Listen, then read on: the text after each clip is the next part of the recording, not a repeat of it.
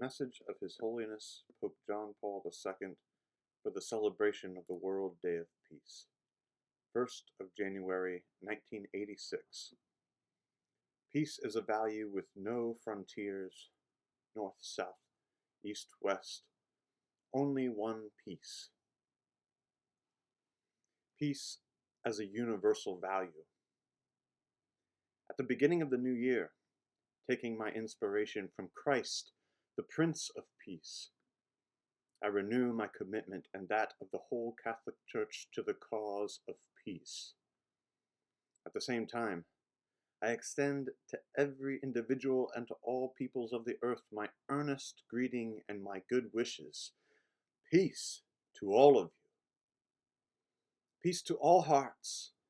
Peace is a value of such importance that it must be proclaimed anew and promoted by all. There is no human being who does not benefit from peace. There is no human heart that is not uplifted when peace prevails. All the nations of the world can fully realize their interlinked destinies only if, together, they pursue peace as a universal value. On the occasion of this 19th World Day of Peace, and the International Year of Peace proclaimed by the United Nations Organization, I offer to everyone as a message of hope my profound conviction. Peace is a value with no frontiers. It is a value that responds to the hopes and aspirations of all people and all nations, of young and old, and of all men and women of goodwill. This is what I proclaim to everyone, and especially to the leaders of the world. The question of peace as a universal value needs to be faced with extreme intellectual honesty, sincerity of spirit, and an acute sense of responsibility to oneself and to the nations of the earth. I would ask those responsible for political decisions affecting the relationships between North and South, between East and West, to be convinced that there can be only one peace. Those upon whom the future of the world depends, regardless of their political philosophy, economic system, or religious commitment, are all called to help construct a single peace on the basis of social justice and the dignity and rights of every human person. This task requires a radical openness to all humanity and a conviction of the interrelatedness of all the nations of the world. This interrelatedness is expressed in an interdependence that can prove either profoundly advantageous or profoundly destructive. Hence, worldwide solidarity and cooperation constitute ethical imperatives that appeal to the consciences of individuals and to the responsibilities of all nations. And it is in this context of ethical imperatives that I address the whole world for 1st of January 1986, proclaiming the universal value of peace. Threats to peace.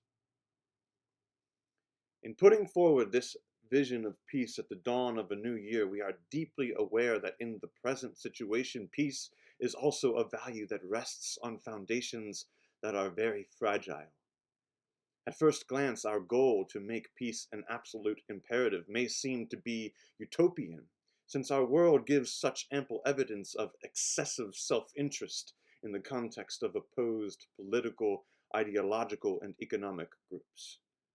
Caught in the grip of these systems, leaders and various groups are led to pursue their particular aims and their ambitions of power, progress, and wealth without taking sufficiently into account the necessity and duty of international solidarity and cooperation for the benefit of the common good of all peoples who make up the human family. In this situation, blocks are formed and maintained which divide and oppose peoples, groups, and individuals, making peace precarious and setting up grave obstacles to development.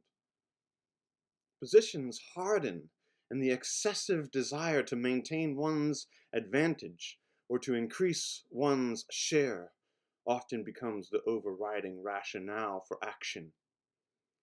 This leads to exploitation of others, and the spiral grows towards a polarization that feeds on the fruits of self-interest and the increasing mistrust of others. In such a situation, it is the small and the weak, the poor and the voiceless who suffer most. This can happen directly when a poor and comparatively defenseless people is held in subjection by the force of power. It can happen indirectly when economic power is used to disenfranchise people of their rightful share and to hold them in social and economic subjection, generating dissatisfaction and violence.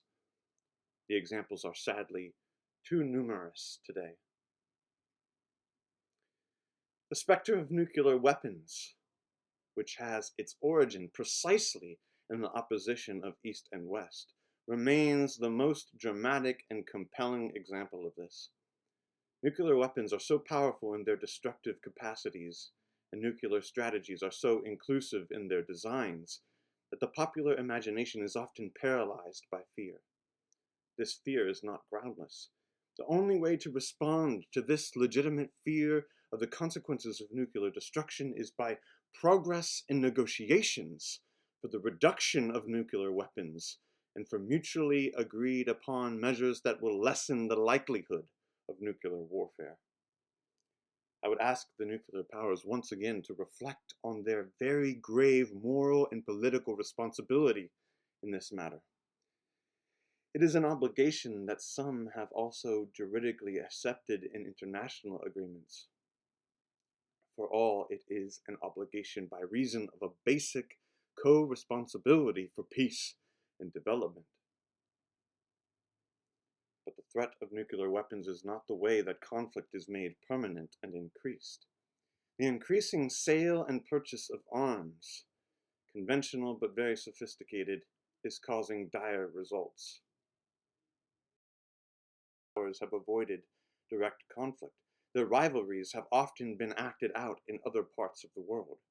Local problems and regional difference are aggravated and perpetuated through armaments supplied by wealthier countries and by the ideologizing of local conflicts by powers that seek regional advantage by exploiting the condition of the poor and the defenseless.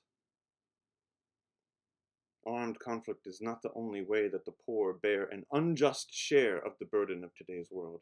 The developing countries must face formidable challenges even when free of such a scourge.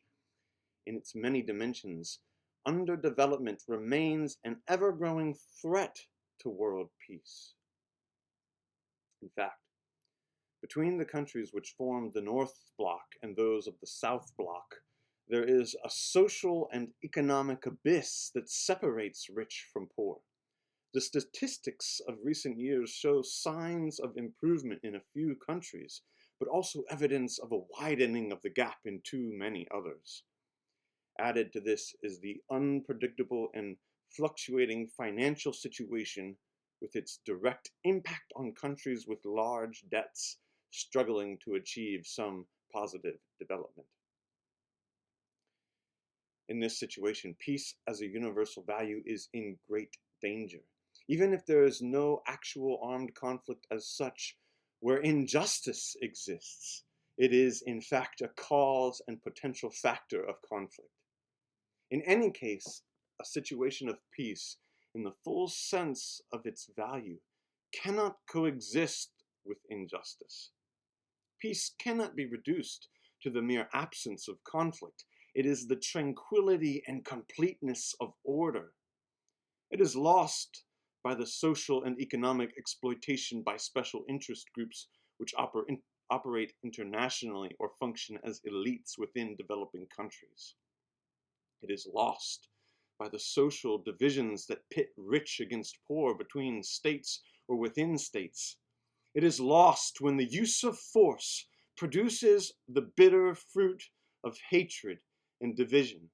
It is lost when economic exploitation and internal strains on the social fabric leave the people defenseless and disillusioned, a ready prey to the destructive forces of violence. As a value, Peace is continually endangered by vested interests, by diverging and opposing interpretations, and even by clever manipulations for the service of ideologies and political systems that have domination as their ultimate aim.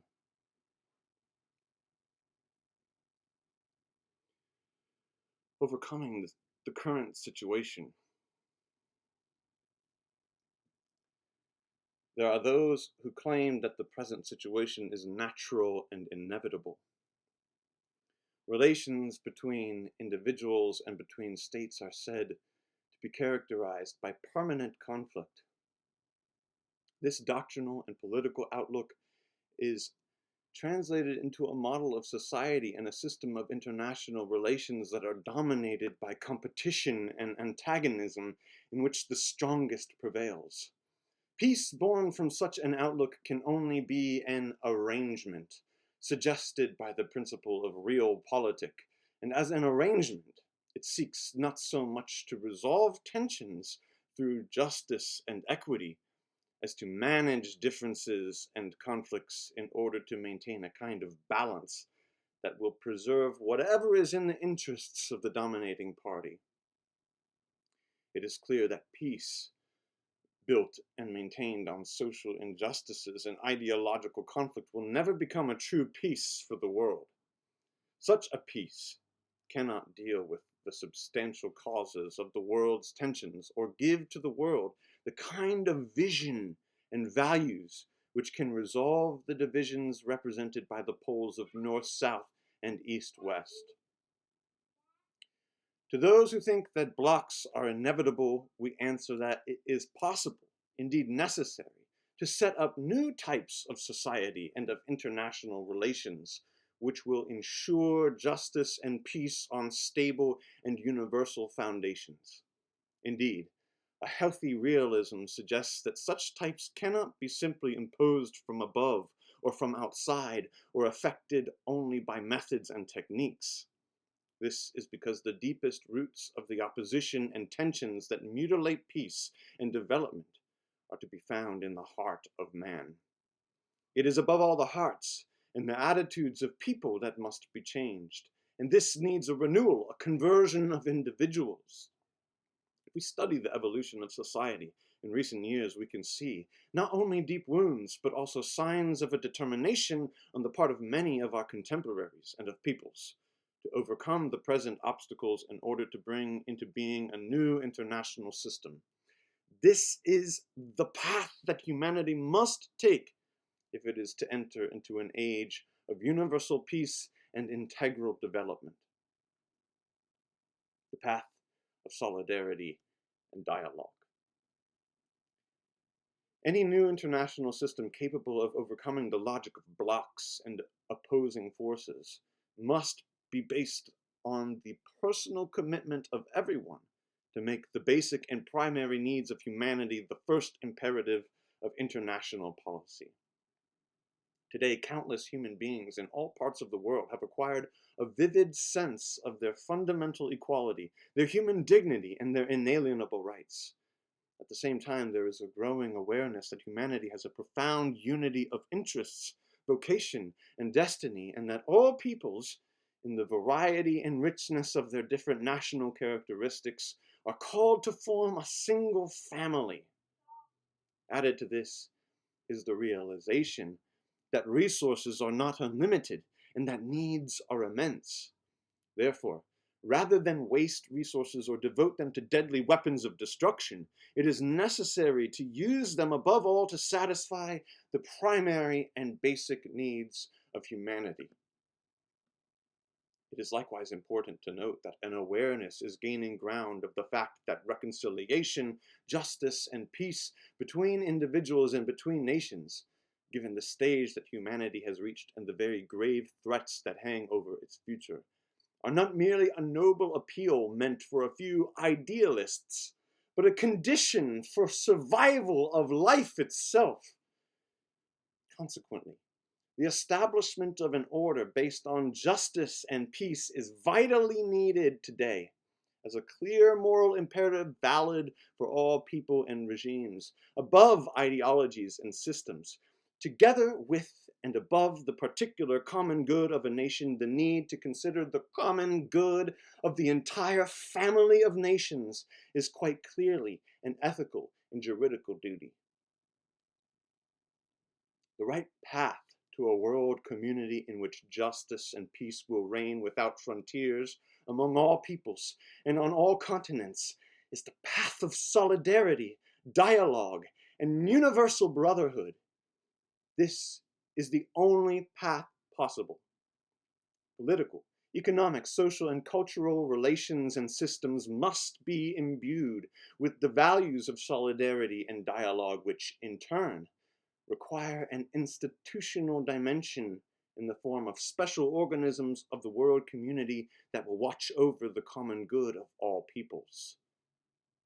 It is clear that, in order effectively to achieve a world community of this kind, mental outlooks and political views contaminated by the lust for power, by ideologies, by the defense of one's own privilege and wealth, must be abandoned and replaced by an openness to sharing and collaboration with all in a spirit of mutual trust. That call to recognize the unity of the human family has very real repercussions for our life and for our commitment to peace. It means, first of all, that we reject the kind of thinking that divides and exploits. It means that we commit ourselves to a new solidarity, the solidarity of the human family. It means looking at the North-South tensions and replacing them with a new relationship, the social solidarity of all. This social solidarity faces up honestly to the abyss that exists today. But it does not acquiesce in any kind of economic determinism.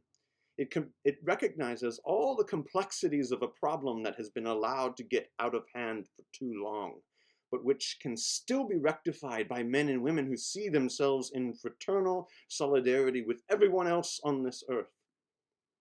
It is true that changes in economic growth patterns have affected all parts of the world, and not just the poorest. But the person who sees peace as a universal value will want to use this opportunity to reduce the differences between North and South and foster the relationships that will bring them closer together. I am thinking of the prices of raw materials, of the need for technological expertise, of the training of the workforce, of the potential productivity, of the millions of unemployed, of the debts poor nations are carrying, and of a better and more responsible use of funds within developing countries. I am thinking of so many elements which individually have created tensions and which combined together have polarized North-South relations. All this can and must be changed. If social justice is the means to move towards a peace for all peoples, then it means that we see peace as an indivisible fruit of just and honest relations on every level, social, economic, cultural, and ethical, of human life on this earth. This conversion to an attitude of social solidarity also serves to highlight the deficiencies in the current East-West situation. In my message to the second special session of the United Nations General Assembly on Disarmament, I explored many of the elements that are needed to improve the situation between the two major power blocks of East and West. All of the measures recommended then and reaffirmed since that time rest on the solidarity of the human family traveling together along the path of dialogue. Dialogue can open many doors closed by the tensions that have marked East-West relations. Dialogue is a means by which people discover one another and discover the good hopes and peaceful aspirations that too often lie hidden in their hearts. True dialogue goes beyond ideologies, and people meet in the reality of their human lives. Dialogue breaks down preconceived notions and artificial barriers. Dialogue brings human beings into contact with one another as members of one human family, with all the richness of their various cultures and histories. A conversion of heart commits people to promoting universal brotherhood. Dialogue helps to effect this goal. Today, this dialogue is more needed than ever. Left to themselves, weapons and weapons systems, military strategies and alliances become the instruments of intimidation, mutual recrimination, and the consequent dread that affects so much of the human race today.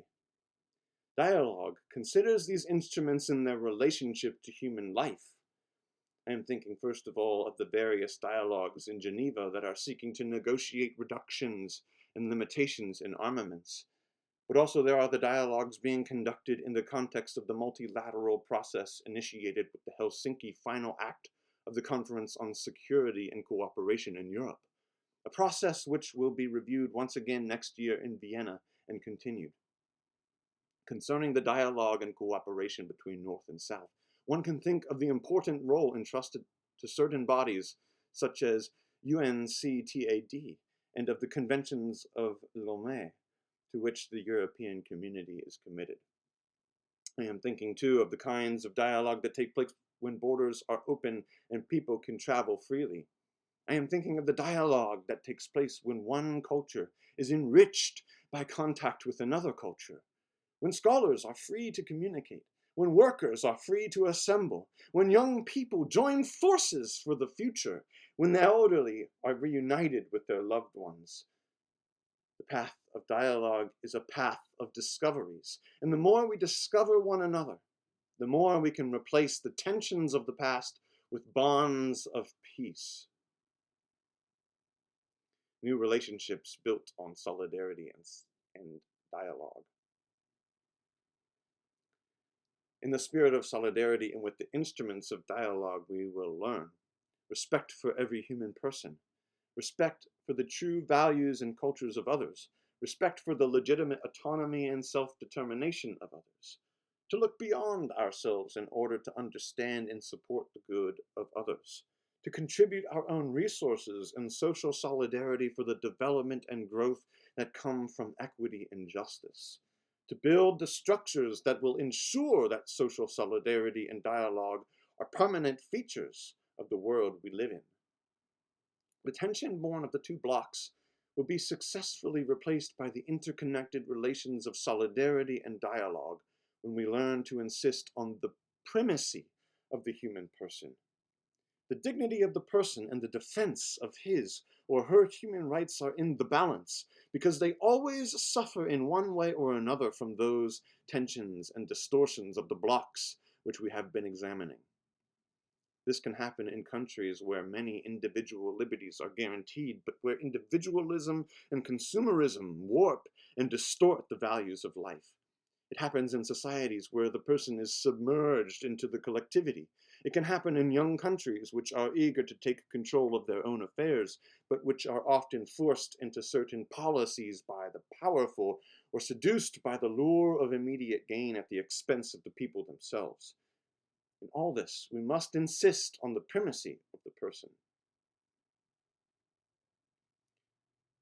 The Christian vision and commitment. My brothers and sisters in the Christian faith find in Jesus Christ, in the gospel message and in the life of the church, lofty reasons and even more inspiring motives for striving to bring about one single peace in today's world. The Christian faith has as its focus Jesus Christ, who stretches out his arms on the cross in order to unite the children of God who were scattered, to break down the walls of division, and to reconcile the peoples in fraternity and peace. The cross, raised above the world, symbolically embraces and has the power to reconcile north and south, east and west. Christians, enlightened by faith, know that the ultimate reason why the world is the scene of divisions, tensions, rivalries, blocks, and unjust inequalities, instead of being a place of genuine fraternity, is sin. That is to say, human moral disorder. But Christians also know that the grace of Christ, which can transform this human condition, is continually being offered to the world, since where sin increased, grace abounded all the more. The church, which carries on Christ's work and dispenses his redeeming grace, has precisely as her purpose the reconciling of all individuals and peoples in unity, fraternity, and peace. The promotion of unity, says the Second Vatican Council, belongs to the innermost nature of the Church, since she is, by her relationship with Christ, both a sacramental sign and an instrument of intimate union with God and of the unity of all mankind. The Church, which is one and universal in the variety of the peoples that she brings together, can form a very close unifying effect on the various communities of individuals and nations, provided they have trust in the Church and guarantee her true freedom to carry out her mission. This vision and these demands, which arise from the very heart of faith, should above all cause all Christians to become more aware of situations that are out of harmony with the gospel in order to purify and rectify them. At the same time, Christians should recognize and value the positive signs attesting that efforts are being made to remedy these situations, efforts which they must effectively support, sustain, and strengthen. Animated by a lively hope, capable of hoping against hope, Christians must go beyond the barriers of ideologies and systems in order to enter into dialogue with all people of goodwill and create new relationships and new forms of solidarity. In this regard, I would like to say a word of appreciation and praise to all those who are engaged in international volunteer work and other forms of activity aimed at creating links of sharing and fraternity at a level higher than the various blocks. International Year of Peace and Final Appeal. Dear friends, brothers and sisters all, at the beginning of a new year, I renew my appeal to all of you to put aside hostilities, to break the fetters of the tensions that exist in the world. I appeal to you to turn those tensions of North and South, East and West into new relationships of social solidarity and dialogue. The United Nations organization has proclaimed 1986 the International Year of Peace. This noble effort deserves our encouragement and support. What better way could there be to further the aims of the Year of Peace than to make the relationships of North-South and East-West the basis of a peace that is universal? To you, politicians and statesmen, I appeal to give the leadership that will incite people to renewed effort in this direction. To you, businessmen and women, to you who are responsible for financial and commercial organizations, I appeal to examine anew your responsibilities towards all your brothers and sisters. To you, military strategists, officers, scientists, and technologists, I appeal to use your expertise in ways that promote dialogue and understanding. To you, the suffering, the handicapped, those who are physically limited, I appeal to offer your prayers and your lives in order to break down the barriers that divide the world. To all of you who believe in God, I appeal that you live your lives in the awareness of being one family under the fatherhood of God. To all of you, and to each one of you, young and old, weak and powerful, I appeal. Embrace peace as the great unifying value of your lives. Whether you live on this planet, wherever you live on this planet, I earnestly exhort you to pursue in solidarity and sincere dialogue peace as a value with no frontiers, north, south, east, west, everywhere one people united in only one peace. From the Vatican, 8th of December, 1985. St. Pope John Paul II, pray for us. Pope Francis, pray for us. Immaculate Conception, Our Lady of Peace and Wisdom, pray for us.